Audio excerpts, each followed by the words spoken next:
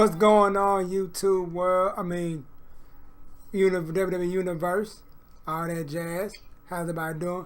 This is John Street, right? John Street TV and Best in the World 1989 live right now. Here to talk to you about some WWE stuff right now.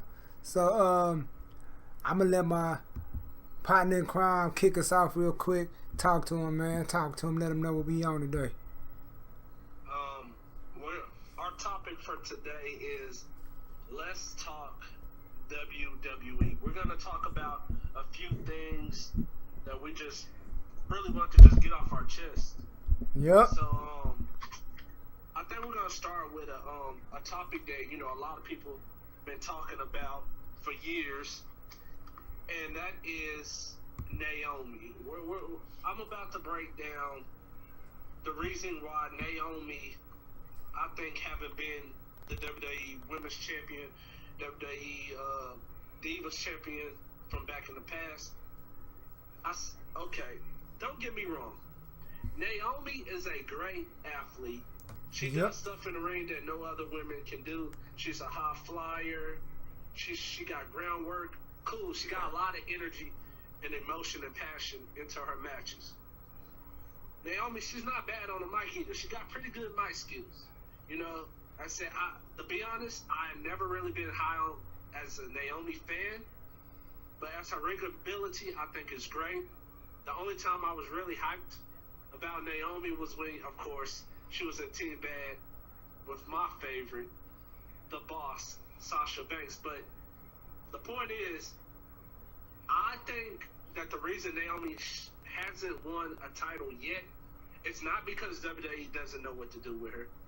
It's not because they want to hold her back because she's too good of a wrestler that they don't want to show her skills. I have heard excuses after excuses after excuses. People, if they didn't want to push her because of her talent, then why are they pushing Becky Lynch? Why are they pushing Bayley? Why are they pushing Asuka? Why are they pushing Charlotte? Why are they pushing Sasha? They all got talent too. So obviously talent has nothing to do with it. True. I say this all the time, and I'm going to say it again. WWE, you can be the best wrestler in the WWE today. You can be the best women's wrestler. You can be the best guy wrestler. You can be the best cruiserweight, the best tag team wrestlers. But the point is, WWE cares about a reaction. That's what they care about. If you have no type of reaction when it comes to the crowd, you're not going anywhere. If you come out as a face and you're doing your gimmick or you're doing what you do and you're not getting over, because remember, this ain't the attitude era. A lot of wrestlers can't be themselves anymore. But if you come out and the crowd is not into you and they pushed you for for months, and the crowd's still not into you, as a face, they try to say, okay, we're gonna give them a heel run. Let's see how they react to them as heels. You turn as a heel and you do the same thing, and no one's still not into you, you get de-pushed. True. That's what it is. Naomi's a great wrestler, but the real reason why Naomi has never been champion, remember, we all know she won the NXT competition. The first ever women's NXT TV show, she won that. But Naomi gets no crowd reaction. She comes out every week, the crowd shows her no support. But now that she's back and she got this glow-like gimmick, I'm into that. The fans are into it. So now I think I'm going to let my man talk about his feelings on it for a second. But now I'm digging Naomi. She got a new theme song. Well, it's actually the same song, but it's a remix. I like this glow gimmick. And like I said, as a wrestler, she's great. As a wrestler, she's great as mic skills. All she just needed is that crowd reaction. And now she's getting a pretty good crowd reaction. It may not be the Becky Lynch crowd reaction or the Nikki Bella crowd reaction or the Sasha Banks or Bayley crowd reaction, but she's starting to get a reaction. So yeah, now I think she will be champion. Do I think she'll be champion this year? Probably not. Do I think she'll probably be champion next year? Yeah, I think she'll eventually get at least 2 title runs. But that's just my opinion. I'm gonna let my boy Joe Street TV tell you. Like I said, I'll say this. I have nothing against Naomi's gimmick. I like it. Like this is the most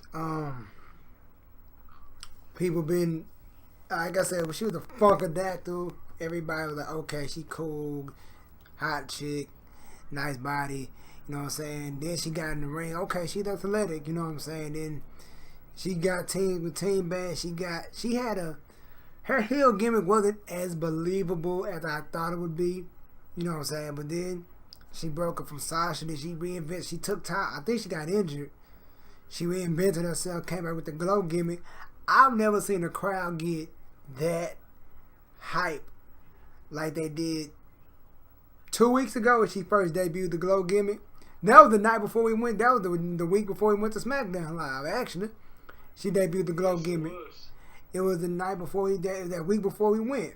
So I'm like, okay, and the crowd went ballistic for what I wasn't ballistic. She got a reaction like, wow. Cause I thought about it, cause Best in the World say, yo man, Naomi don't normally get reactions.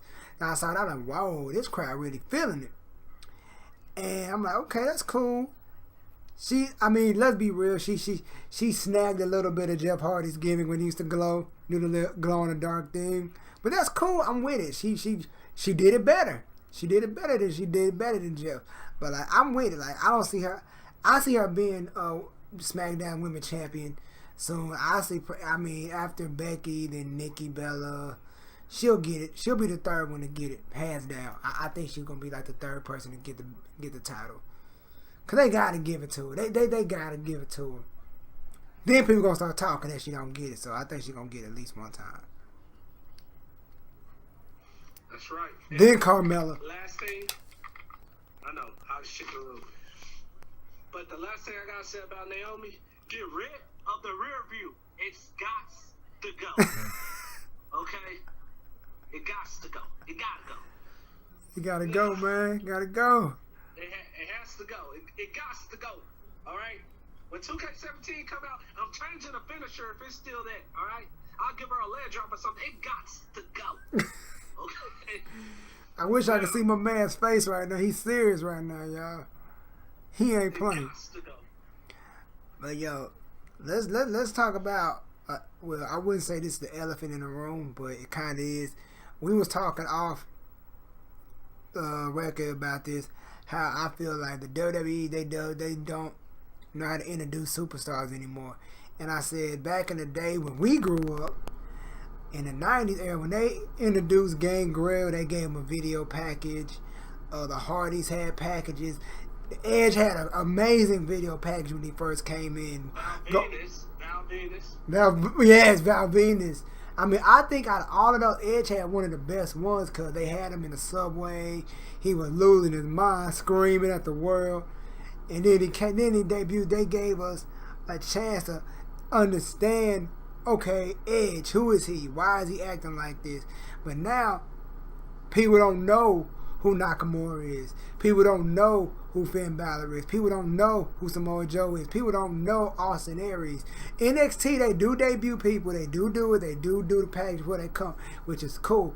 But, as far as WWE transitioning people to the main roster, they still give them another package.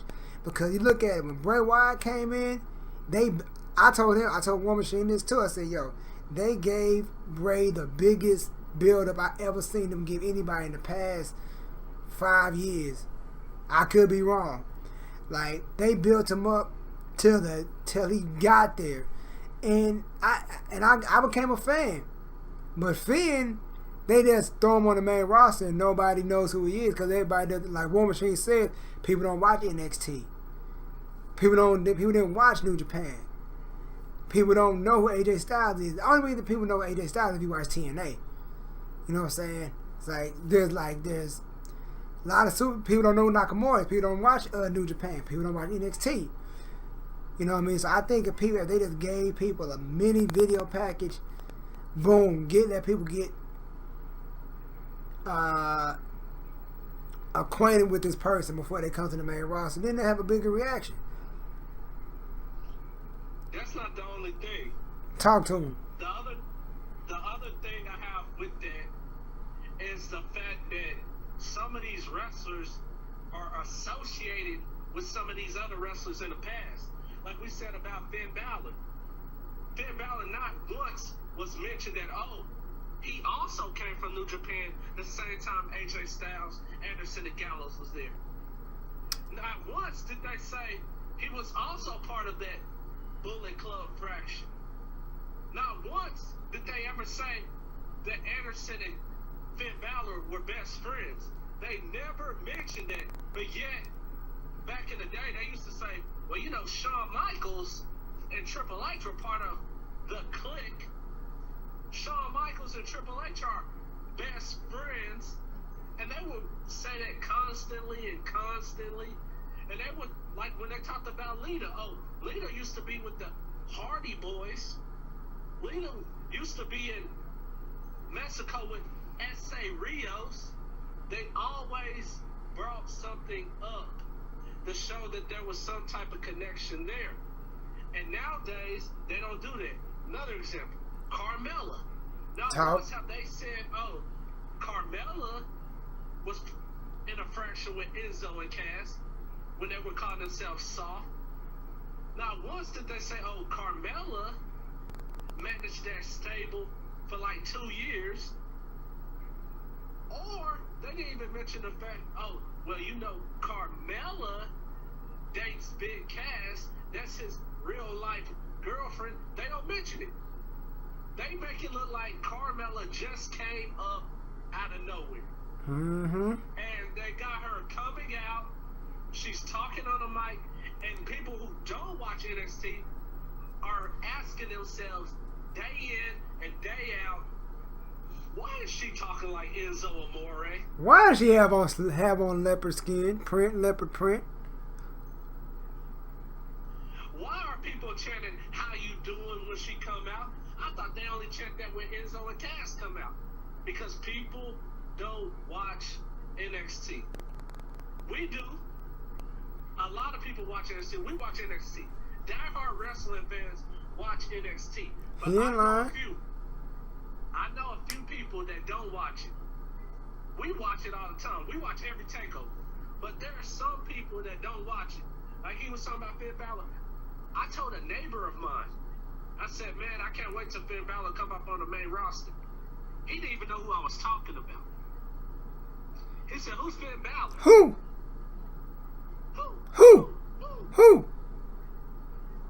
Then he even asked me, who's Asuka? Who's Bailey? He didn't know who these guys were. And like my boy right here said, I wouldn't be surprised if half of the world don't even know who Sensei Nakamura is. And it's to me, it's kind of embarrassing, like, because Nakamura is a great athlete. Like, he's, like, you've seen, I mean, like, I can't say I've seen his growth, but, like, I mean, like, Nakamura is a beast. Like, once you get, I mean, he's a good, like, he's probably better than half the guys on the main roster. You know what I'm saying? He probably can hang in there with the best of them. You know what I mean? But he can actually wrestle. You know what I'm saying? That's why him and Samoa Joe's match was so crazy. And I think the only thing that's going to sell, because when we went to SmackDown, they did a video on him. They talked about him. They did a little promo video on him. I don't know if they did it because we was there live. I don't know if they did it on TV, but, you know, I don't think so. they advertise them, like, so the people who don't watch NXT got a chance to say, okay, who is this guy? Let me go see who he is. You know what I'm saying? I think if WWE start doing more stuff like that, NXT cats will have a better chance of just coming up to the main roster and just be okay, do your thing, get over. Yes, you know, Nakamura gonna get over because his entrance, because everybody loves his theme song. But then again, it's like it takes so much time to build these guys. I think if they just, you know, JBL does his whole spiel talking about how many times they was IWGP champion and yada yada yada, which is cool, but that's not enough. That's not enough. You got to build these people.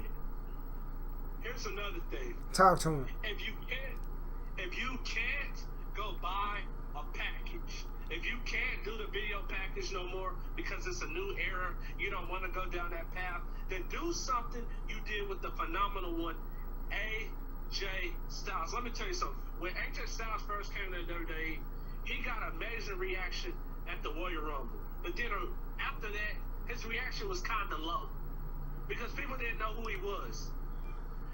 Some people didn't even watch TNA. You gotta remember, this is a different audience that all they do is watch the NBA. It's like football and basketball. You got people who only watch the NFL, but they don't watch arena football. You got the people who watch the NBA, but they don't watch the WNBA. So you gotta work around it. And see, people who didn't know AJ Styles didn't get over because of video packages. AJ Styles didn't get over because of his promo. AJ Styles didn't get over because, he was in TNA or New Japan or he was in a Bullet Club.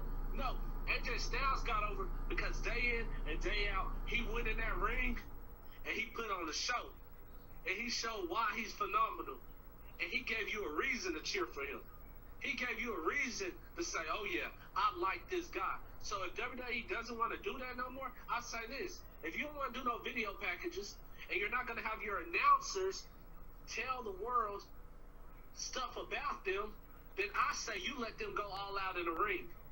Let the fans see how cold they are and get behind them that way. That's what happened to Kevin Owens when he fought Cena that first night. Didn't nobody on this. I didn't think it. War Machine didn't think about it. Nobody. I said, yo, Kevin Owens, he may win, but this is John Cena we talking about. What do I always say? In my mind, I know Kevin Owens can win. But in my heart, I know Cena gonna win. But that was an upset victory for Kevin Owens. And they put on, I swear, I know I was on the edge of my seat. I can speak for War Machine, he was on the edge of his seat. I know half the world on the edge of his seat watching that match. Like, I'm like, whoa. Then when he won, it's like, yo. Then people get made, but he made people a believer. Not because he beat John Cena, because he put on one hell of a match. Because, okay, I can get behind this guy. And he been steamrolling ever since then. And the two-time Intercontinental Champion. Now he's the WWE Heavyweight Champion. I mean, Universal Champion, I'm sorry. But two-time Intercontinental Champion, and he's the Universal Champion. Hey. And he doesn't fit the look of a average WWE super champion. And the fact that he did this all in 1 year? Yeah. Who? That's what I'm saying. WWE should just start showing people the way they are in the ring. Now, before I get into Carmella, this is something that I have to get into. And it breaks my heart. Talk to him. It breaks this man's heart.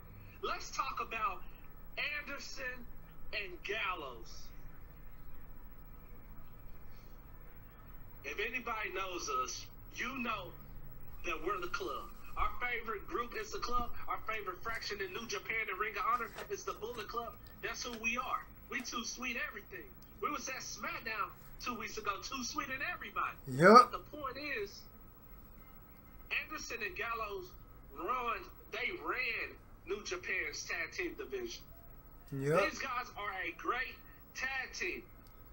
WWE, when they first had them come in and beat the snot out of the Usos, that was great. Yep. Their match was pretty good too. Everybody's like, okay. But now, I know, even though it's the New Day, we like the New Day, don't get us wrong. Yep. They got them coming out here doing these stupid promos, like that promo we saw them do on Monday with the All Day. Oh my man, dude, that was one of the. I'd rather watch Cena's greatest hits than I'd rather watch Paint Dry. Promo again. I'd rather watch Paint Dry, man. Paint Dry. Think about it. That promo was bad. Stop giving Anderson and Gallows these weak promos and do what they should do best. If I was in control of how to make Anderson and Gallows look good, I would have them come out on Raw each and every week and beat up tag teams, beat up Enzo and Cass, beat up who had Shining Stars. Yep. They already took out the Dudleys. See, when they laid out the Dudleys on their retirement night, that's where you should have took it off from. Okay, they took out the Dudleys, have them cut a promo on the ring saying, if we're going to prove to every tag team on Raw why we're the greatest, and then we're going to take them titles from the New Day.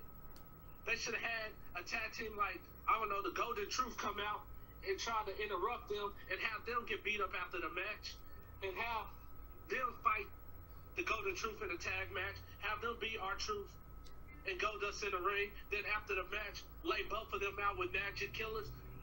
That's what they should do. They should have the club tag team fraction attacking people, attacking tag teams, or coming out jumping superstars. Like have them come out and jump Neville, attack Sami Zayn or something. Show the world why these guys were the most dominant tag team in New Japan. Because right now, from what I seen, this ain't the same club. This ain't the same Anderson and Gallows that we saw in New Japan, man. Sure ain't. This right here is a version of the club. These guys look like they're trying to make it to NXT.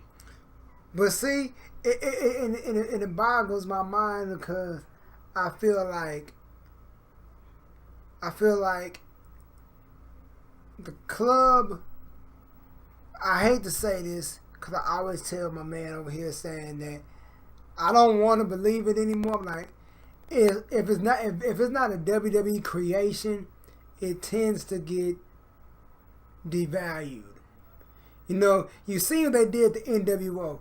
They pushed it for a while, then it went downhill. They rode the NWO wave for a while, then it just went like straight to the crapper. Like, you know what I mean? But we like, can't really compare it.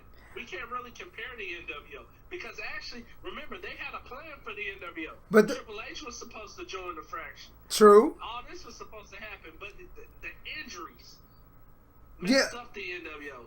True. The NWO lost on injuries. Scott Hall, he got fired because he was on that drug stuff when he knew in the WWE you couldn't do that policy. So we can't really blame everything about the NWO failing. No, I'm not talking about the NWO failing. I just mean, like, you know, it's not a WWE creation.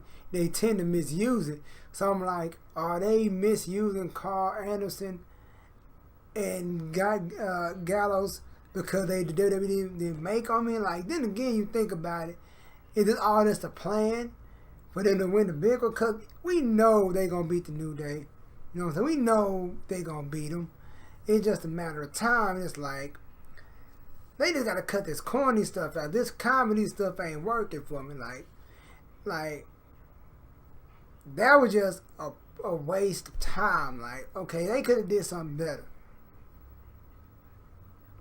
But see, I don't know. I mean, this is just me, but I realized something. I know why Anderson and Gallows are going with this comedy act. It just hit me. Talk to him. It's because they're taking on the New Day. Let's think about it for a minute.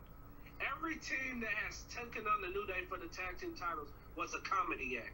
Think about it. You used to have the primetime players scoring on Kofi Kingston. Remember that? They were scoring on the New Day. Right. When they was beefing with them. They had the Bob Villains turn into a retro comedy act against the New Day. That's what they do. Every tag team that faces the New Day in a rivalry, WWE has to turn them into a comedy act because they feel like if they're not a comedy act, New Day will destroy them promo-wise. But that's not what you need to do. Nope. You don't need to make Carl Anderson them. Like I said, who cares if their promo skills don't stop the New Day? They don't need to cut promo skills. All they need to do is just go out there, let the New Day out week after week, and everything will be just fine. So WWE, we're saying this. please. We know Anderson and Gallows will be the tag team champions. We believe they're going to win it at Clash of the Champions. But please, no more the club doing the comedy acts, man. Because I do not like it. My boy Jones Street TV here doesn't like it. It's so don't. It's corny. Now, let's move forward. Talk about your girl Carmella, man. I know you're frustrated. Bada boom! Realest chick in the room. How The you queen, doing? The princess, Staten Island. Oh yeah, check out my Carmella Hill, Tigertron. Like I said, I wanted to add more to it, but she hasn't done that much as a heel so far, so I just have to drop what I had. I'm thinking about turning her heel on 2K17, which I pre-ordered earlier today, which, like I said, look out for that because that week it comes out. I'm planning on dropping at least 3 universe mode episodes. It's going to be crazy. I'm going to work on a custom intro and everything. But as for Carmella came into the WWE a few weeks ago in the draft. She was drafted last. Everybody thought it was going to be Heath Slater, but it turned out to be Carmella. And when Carmella came up, the universe wasn't really behind her. And I started thinking, wait a minute, don't y'all understand who this is? This is Carmella. She was with Enzo and Cass for 2 years. She managed them. She's dating Big Cass. What's going on? But then it hit me. It hit me. Carmella was never explained by the SmackDown announce team who she was. They said, oh, that's Carmella from NXT. That's all they told you. They never told us her backstory. They never told us why she come out talking like Enzo Amore and Big Cass.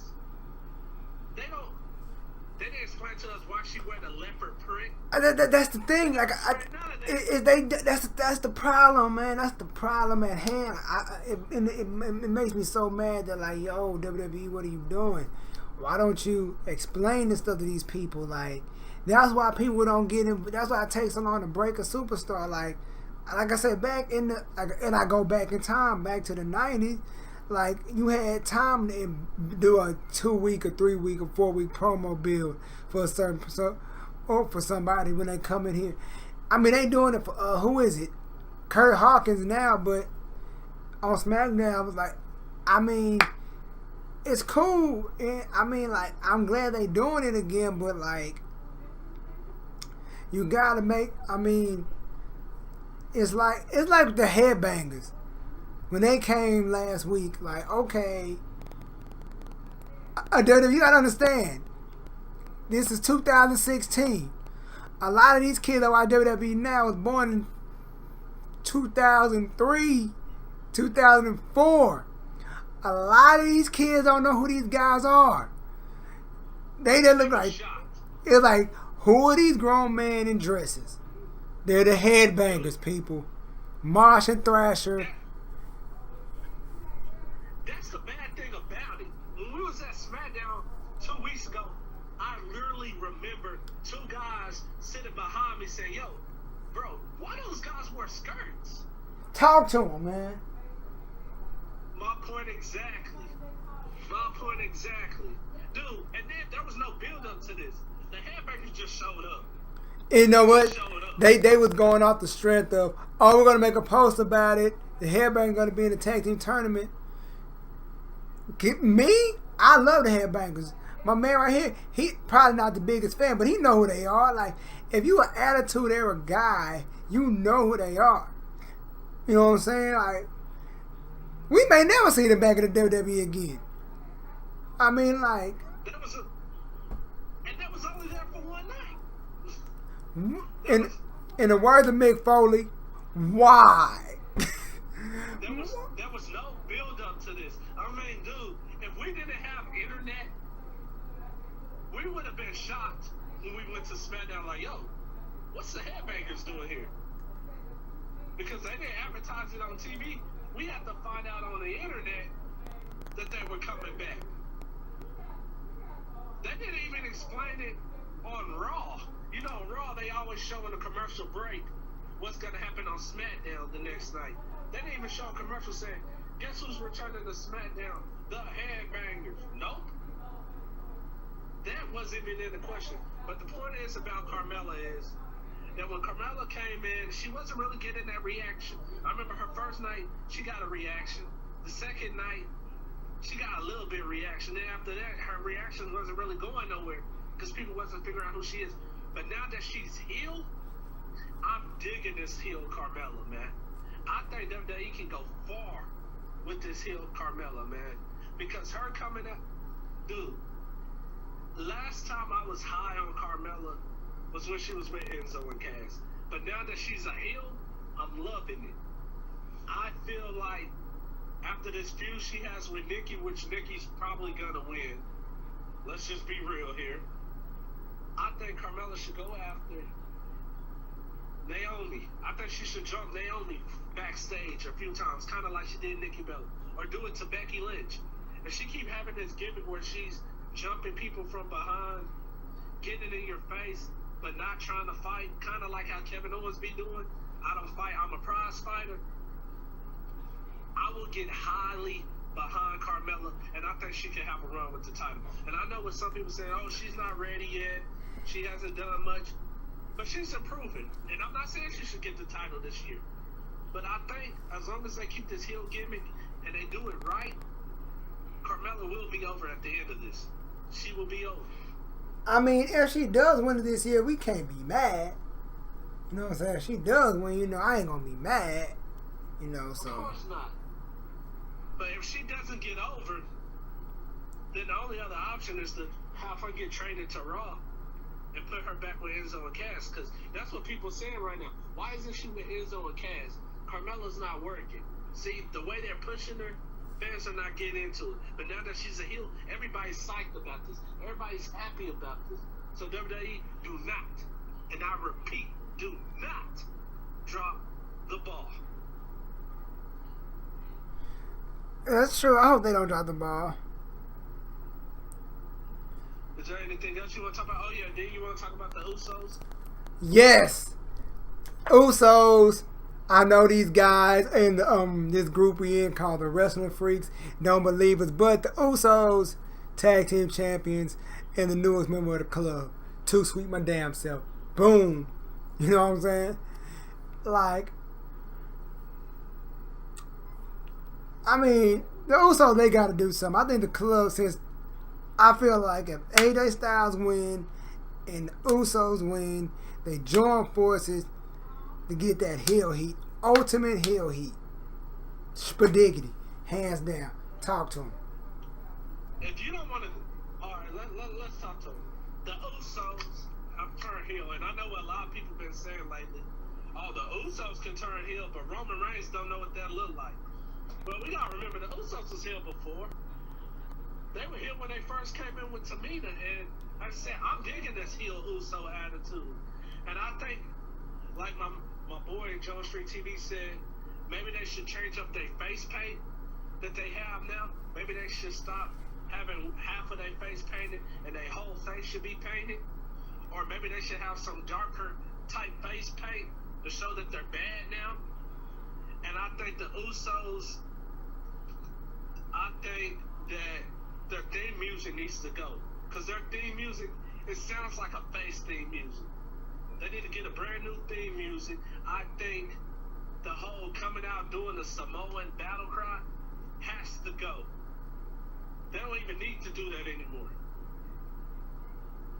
And as for us saying with AJ Styles, is we're not saying they're going to join the club. Don't get us twisted. We're not saying that. But what we're saying is that it would be a great idea for them to join the club. Because as of right now, the club is banded on Raw and SmackDown, but Anderson Gallows, they can't do it on their own on Raw. Nope. And AJ Styles can't keep the club up on his own on SmackDown.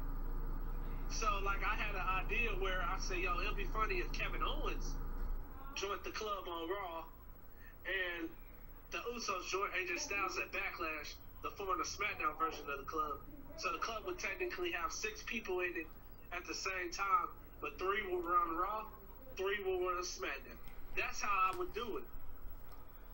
That sounds good. But, yeah. That sounds good to me. And then again, let's be fair. Let's come on. Let's address the elephant in the room. The Usos take over the place of the Young Bucks, you know, and they can scream out "Super Kick Party" all they want now. I don't think WWE. Uso party. Uso kick party. Uso kick party. I mean, that's my take on it. That's my advice. What else we got, man? That's it. I think that's it that we really were going to get into. As of right now, I think that's it for now. But we will be back later today with another video where we're going to give you our prediction video on Backlash. Who we want to see walk out with the belts. Who we want to see win. And how we would end the pay-per-view. Oh, yeah. Like always, this is John Street TV, Best in the World 1989. Subscribe to me, John Street TV. Subscribe to Best in the World 1989. And we are out of here.